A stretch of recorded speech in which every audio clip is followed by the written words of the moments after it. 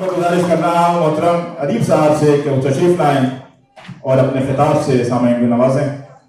محترم محمد ادیب صاحب سابق ایم پی، سابق A M U student union کے پریزیڈنٹ بھی رہ چکے ہیں. شکریہ ادیب صاحب. برادران سر سید، بہی خانہ سر سید، غم گسارانہ سر سید، وہ خواتین جو یہاں موجود ہیں، المنائی خواتین، ساتھیوں، اللہ کی ساری نعمتیں آپ پہ نزول ہو. مشہور ہوں میں جبیل اولڈ بائز ایسوسیشن یا المنائی ایسوسیشن کا، بالخصوص بھائی انیس کا اور آصف میاں کا، جنہوں نے مجھے یہ حوصلہ دیا کہ میں ایک ایسی مجلس میں جاؤں جہاں میرے قائد، میرے محسن کا ذکر ہو رہا ہے، اپنی باتیں رکھوں اور افروح کی باتیں سنوں. یہ سب کو معلوم ہے کہ آزاد ہندوستان میں جدید تعلیم کی روشنی سب سے پہلے سر سید نے رکھی. 1857 کی جنگ کے بعد سر سید کو یہ اندازہ ہو گیا تھا کہ ہمارے حاکم جو سینکڑوں سال سے اس ملک میں تھے، وہ محل بنا رہے تھے، خانقاہیں بنا رہے تھے، مقبرے بنا رہے تھے، اور یورپ میں سائنٹیفک ریسرچ ہو رہی تھی. یورپ کا وقت لے چکا تھا اور ہم سوئے ہوئے تھے کئی سو سالوں سے اپنے بڑے بڑے محل بنانے میں، خانقاہیں بنانے میں، مقبرے بنانے میں. نتیجہ سر سید نے میوٹنی میں دیکھ لیا اور ان کی سمجھ میں یہ بات آ گئی کہ جب تک جدید تعلیم نہیں ہوگی میری قوم بچے گی نہیں. سب سے پہلے انہوں نے 1862 میں غازی پور میں انگریزی اسکول کھولا. وہاں کے لوگوں نے ان کی مدد نہیں کی فائنانشلی. پھر وہ جب مراد آباد آئے تو پھر علی گڑھ کے نوابین نے ان کو زمین دی.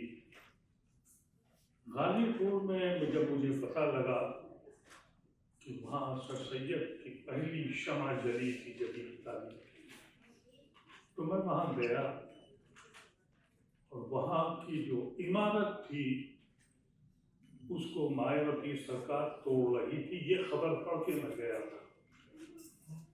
اس کی چھتیں اتار دی گئی، لیکن وہ پوری کی پوری عمارت ماریسن کوٹ کی طرح کی تھی. ہم لوگوں نے وہاں اس ڈگری کالج کے بیچ کا وہ کھنڈر دکھایا جا رہا. اس وقت اکھلیش یادو کی سرکار بنی.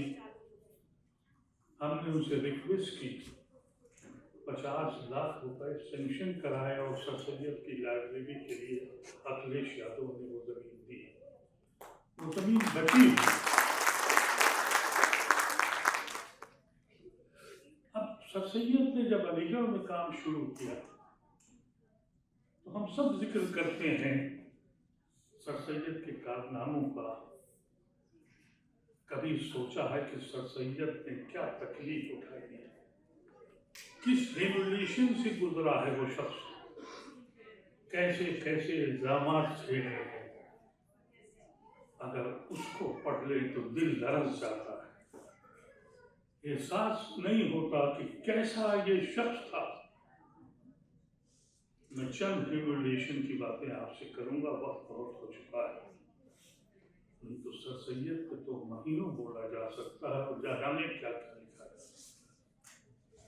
لیکن میں ایک واقعہ آپ کو بتاتا ہوں کہ جب علی گڑھ میں زمین مل گئی، عمارت بنانے کے لیے پیسے نہیں تھے، تو سر سید نے ایک اعلان کرایا ڈبکی پٹائی کا کہ آج سر سید ایک ڈرامہ کرنے جا رہے ہیں اپر کوٹ میں، جہاں وہ ناچیں گے۔ پورا شہر امڑ آیا کہ سر سید ایک تھیٹر میں ناچیں گے۔ سر سید نے جب اپنی بات رکھی اور سمجھایا تو لوگ مطمئن ہوئے، اور سر سید کا مقصد یہ تھا کہ زیادہ سے زیادہ مجمع اکٹھا ہو جائے تو میری بات سنی جا سکے۔ لیکن ایک منچلے نے کہا کہ آپ نے تو یہ کہا تھا کہ آپ ناچیں گے۔ سر سید اسی وقت اسٹیج سے اتر گئے، پیچھے گئے، زنانے کپڑے پہنے، گھٹنوں باندھے۔ تصور کیجئے ایک 70 سال کا بوڑھا لہیم شہیم شخص پیروں میں گھنگرو اور گاتا ہوا غزل گا رہا ہے۔ ایولیوشن کی کس جگہ کھڑا ہے؟ اپنی نسل کو تعلیم دینے کے لیے۔ ہے کسی بھی اس کو تصور کر سکتا ہے کہ اس شکل میں ہوگا وہ؟ اس کے بعد مدرسے کے لوگوں نے پیسے دیے اور مدرسے کی شکل بنی۔ سر سید کی باتوں سے لوگ مطمئن ہونے لگے اور یہ لوگوں کی سمجھ میں آنے لگا کہ یہ سر سید کا پیغام جو ہے یہ تو میرے رسول کا پیغام ہے کہ اگر علم حاصل کرنا ہے تو چائنا جاؤ۔ سر سید اس کو سمجھ چکے، انہوں نے جدید تعلیم کا سہارا لیا۔ لیکن اندازہ یہ ہوا کہ جب لوگوں کو پتہ لگا، اور علماء کرام وہ دور وہ تھا جب مسلمانوں نے شکست پائی اور علماء کرام نے بہت بڑی قربانی دی۔ علماء کرام انگریزوں سے لڑتے لڑتے انگریزی سے بھی لڑ بیٹھے اور جدید تعلیم کی شدید مخالفت کرنا شروع کر دی۔ اس دور میں سر سید نے یہ قدم اٹھایا۔ نتیجہ یہ ہوا دہلی کے مفتی کفایت اللہ نے بیان دے دیا اور ایک فتویٰ جاری کیا کہ سر سید ملحد ہو گیا ہے، کافر ہو گیا ہے، دین سے الگ ہو گیا ہے، اس کے مدرسے میں کوئی جائے نہیں۔ اور لوگوں نے مخالفت شروع کر دی۔ سر سید پھر بھی اپنی کوشش پہ لگے رہے اور وہ پھر کوشش میں لگے رہے، لیکن کسی کی جواب نہیں دیا۔ پھر فرنگی محل سے عبدالحی کا فتویٰ آیا اور انہوں نے کہا کہ اس کے مدرسے کو توڑ دو، یہ مجرم ہے، یہ محلق ہے، یہ کافر ہے، یہ دین سے پلٹ گیا ہے۔ سر سید نے اس کے بعد بھی پرواہ نہیں کیا، کبھی شکوہ بھی نہیں کیا، لیکن درد تو ان کے دل میں تھا، اور وہ درد نمایاں ہوا اس وقت جب سر سید پنجاب کا دورہ کر رہے تھے۔ جب میں الدین تھا لاہور میں، اور سر سید کا درد اس تقریر سے دکھتا ہے۔ ایک مجمع لگ گیا کیونکہ سر سید کے کچھ چاہنے والے بھی پیدا ہو گئے، سر سید کے مخالفین بھی پیدا تھے، اور سر سید کا دیکھنے کے لیے ایک جنب خفیر یہ آیا تھا کہ یہ کون سا ایک شخص ہے جو کچھ باتیں کرتا ہے اور کچھ کرتا ہے۔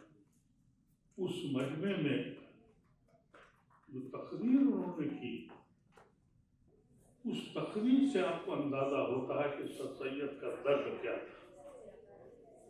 انہوں نے اپنی تقریر میں کہا کہ میں محرف ہوں، مجرم ہوں، گنہگار ہوں، چماروں سے بدتر میری حالت ہے، خدا کے واسطے، کیونکہ فتویٰ یہ تھا، ایک فتویٰ یہ نہیں لایا گیا، جب یہ دو فتوے نہیں ہوئے تو مدینے بھیجے گئے لوگ اور مدینے سے فتویٰ آیا، اور فتویٰ یہ تھا کہ اگر سر سید توبہ کر لیں اور معافی مانگ لیں تو قتل نہ کیے جائے۔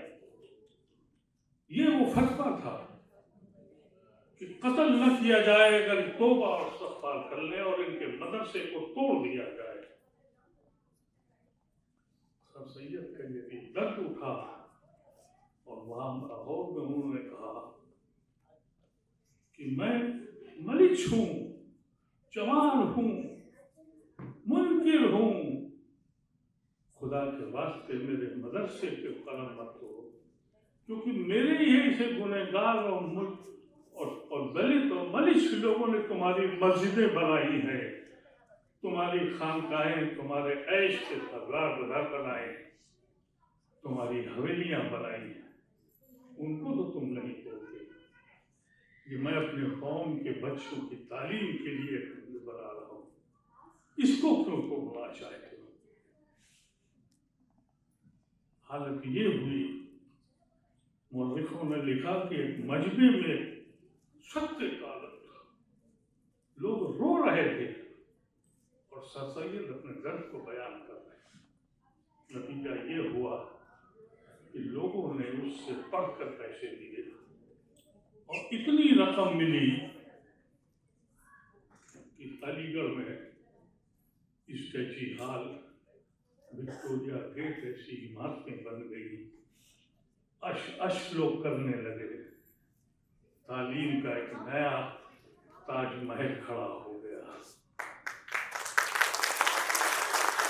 اور سر سید کہ اس عمارتوں کو دیکھنے کے لیے لوگ دور دور سے آنے لگے، اور لوگ سے آتے تھے کہ بھئی میرے بچے بھی ایسی عمارتوں میں پڑھیں جو اس وقت کی نایاب عمارتیں کہلاتی تھیں۔ سر سید کی کبش کو آپ دیکھیے، اور وہ سر سید اپنے رسول سے محبت کا ایک واقعہ آپ سن لیں۔ سر ولیم لارنس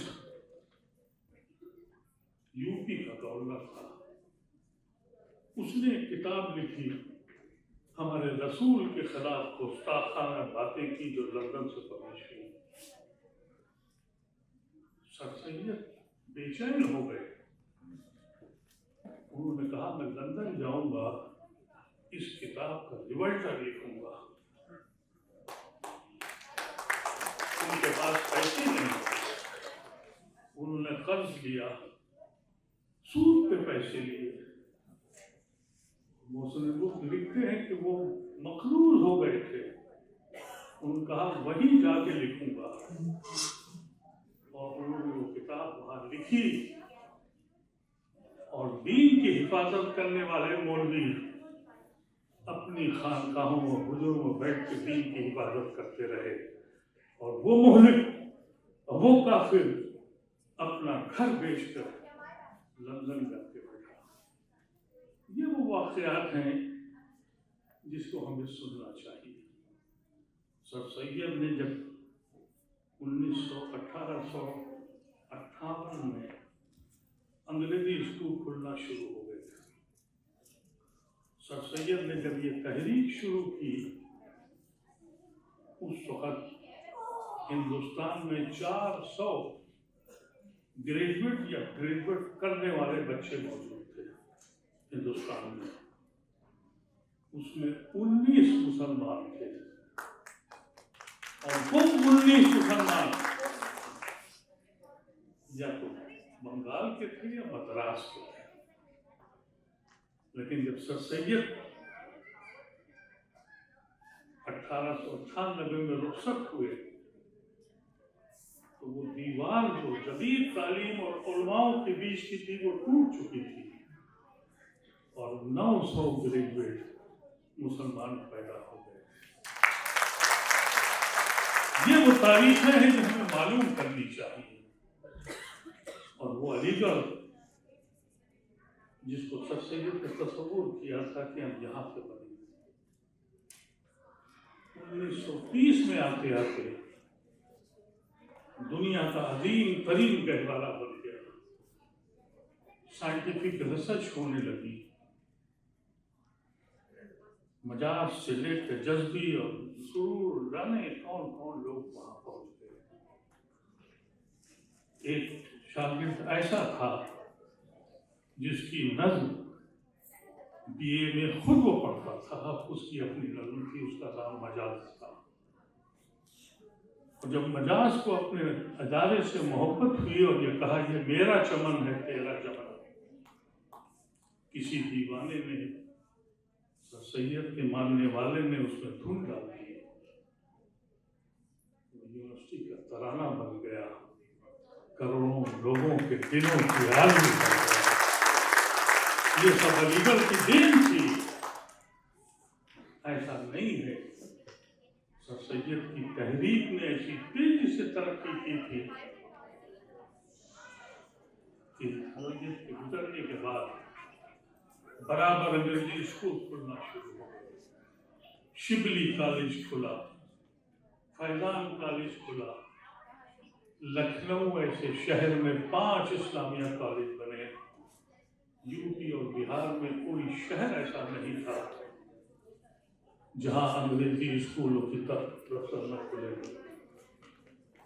لیکن بدنصیبی ہوئی، کچھ دیوانوں نے کہا کہ ہم الگ دنیا بسائیں گے. انہوں نے ایک الگ ملک بنا لیا. ہم اپنے ہی گھر میں رسوا ہو گئے. جن کے ساتھ بیٹھتے تھے انہی محفلوں میں ہم گنہگار کے جگہ بیٹھ گئے. ہم نے سوچنا بند کر دیا، ہم اپنی ذات کے لیے جینے لگے، ہم نے دوسروں کی پرواہ چھوڑ دی. ایسا نہیں تھا. ہمیں یاد ہے کہ سر سید کے چاہنے والے اور ان کے اتنے زیادہ کام ہیں کہ آپ کتابوں پہ کتابیں لکھ سکتے ہیں. ایک شخص کا نام میں آپ سے لوں، ہادی حسن صاحب. میں جب علی گڑھ میں پڑھتا تھا، علی گڑھ میڈیکل کالج کی بنیاد رکھی گئی جو وہاں فزکس ڈپارٹمنٹ کا تھا. اس پروگرام میں میں بھی تھا. ہمارے وائس چانسلر زیدی صاحب ہادی حسن صاحب کو لے کے آئے اور یہ کہا کہ میڈیکل کالج انہوں نے بنایا. ہادی حسن صاحب باٹنی کے لیکچرر تھے، بعد میں پرشین کے ہیڈ آف دی ڈپارٹمنٹ بنے. 35 سال تک گرمیوں کی چھٹی میں وہ سر سید کی طرح اپنی جھولی پھیلائے پورے ہندوستان میں یہ کہتے تھے کہ سر سید کی زمین پر اس یونیورسٹی میں ایک میڈیکل کالج بھی ہونا چاہیے. ایک واقعہ انہوں نے بیان کیا جس سے رونگٹے کھڑے ہوتے ہیں. انہوں نے کہا کہ میں بیگم بھوپال کے پاس گیا کہ سر سید کے خوابوں میں جدید تعلیم تھی اور مسلمانوں نے جدید تعلیم بالخصوص میڈیسن میں اسپین میں بہت کام کیا ہے. تو علی گڑھ میں بھی تو انہوں نے کہا کہ جس ٹانگے والے کے پاس مجھے لے کے جا رہا تھا اس نے پوچھنا شروع کیا کہ آپ کہاں تھے. ان کا کہا میں علی گڑھ یونیورسٹی سے آیا ہوں.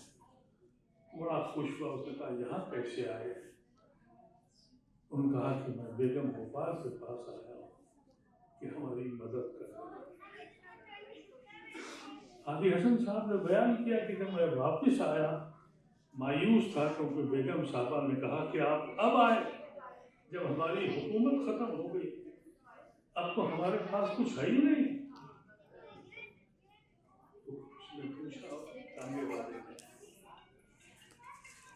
اس نے کہا کہ میاں ان بڑے لوگوں کے پاس مت جائیے، کہا جب میں اپنے گھر ہوٹل میں اترا پیسے دینے لگا تو اس نے پیسے نہیں لیے اور جو اس کی گلک میں جتنے پیسے تھے وہ ہادی حسن صاحب کے خدمت میں ڈال دیے اور کہا میاں وہاں علی گڑھ میں میڈیکل کالج کھلے گا میرا کنٹریبیوشن لے لیجیے۔ اس کے بعد 22 سال تک سر سید کسی نامی گرامی رئیس کے پاس نہیں گئے ہادی حسن۔ اس لیے ہم لوگوں نے کوشش کی کہ ہادی میڈیکل کالج ہادی حسن صاحب کے نام سے بنے، لیکن طیبی کا زمانہ آ گیا تھا، وہ جواہر لال نہرو کے نام سے بن گیا۔ بعد میں مجھے بتایا گیا کہ علی گڑھ میں ہادی حسن ہال یا ہاسٹل بن گیا ہے۔ ہادی حسن ہال ہے میڈیکل کالج کا یہ وہ لوگ تھے جنہوں نے دوسروں کے لیے جینا سیکھا تھا۔ ہم دوسروں کے لیے جینا کہیں گے، اپنے لیے جیتے ہیں۔ اور اب کوئی سر سید نہیں آئے گا، سر سید کی فکر کو ہی ہم کو پکڑنا پڑے گا۔ یہ ہے ہمارا ماضی، یہ ہے ہماری تاریخ، لیکن کیا حقیقت ہم بیان کریں کہ اب ہمارا کیا حال ہے، ہم نے کیا خاکے بنائے، ہمارے ذہن میں کوئی خاکہ ہے کہ ہم صرف وہی سوچتے رہ جائیں گے، ہم صرف یہی کہیں گے کہ ہمارا ماضی یہ تھا۔ سر سید کی فوج کو سنتے سنتے ان کے نقش قدم پر چلتے چلتے دوسری قومیں منزل نشیں ہو گئی، ہم جہاں تھے وہیں کھڑے رہ گئے اور اپنے ماضی کو کھو کے اس کو یاد کرتے ہیں۔ ابھی ابو عاصم نے کہا ہماری شناخت ہے کیا، کون پہچانتا ہے، کوئی جانتا ہے؟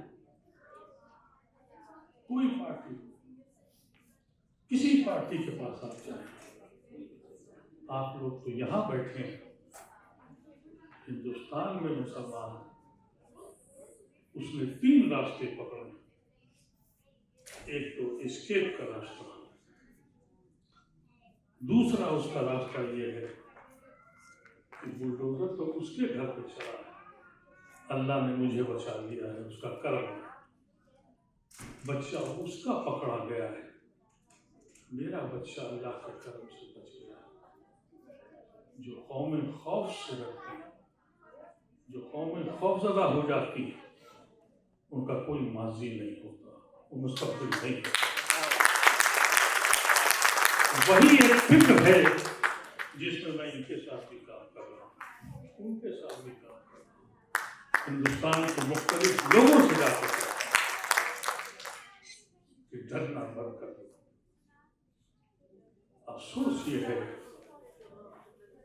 کہ میں بھی وہی کرتا رہا اپنی زندگی کے لیے، بہت دیر میں سمجھ میں آیا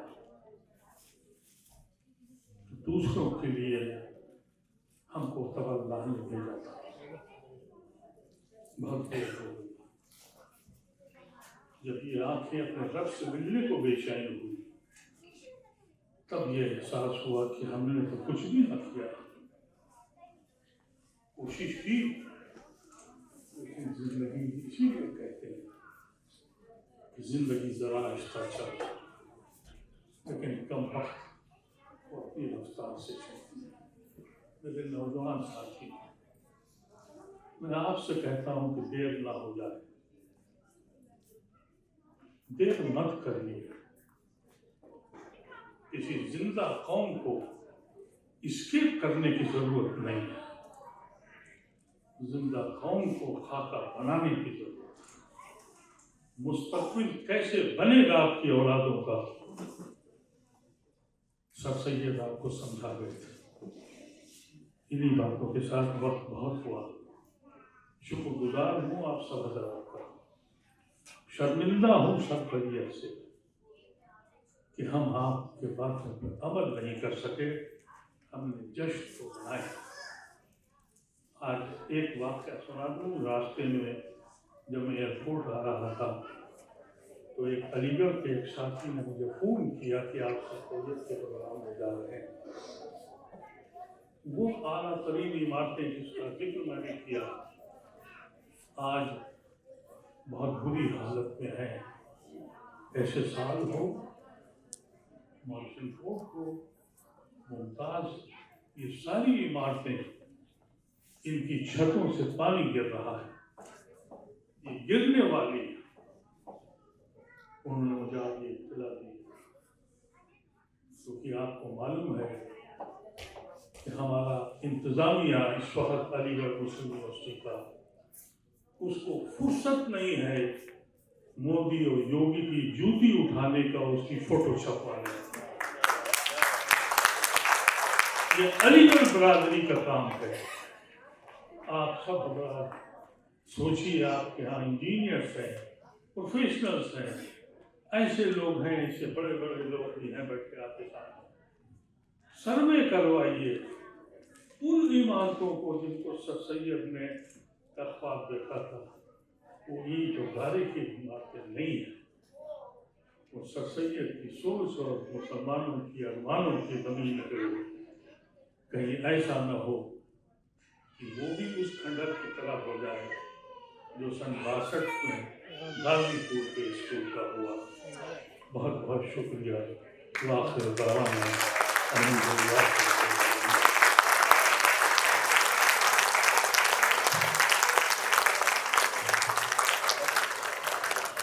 شکریہ علی صاحب۔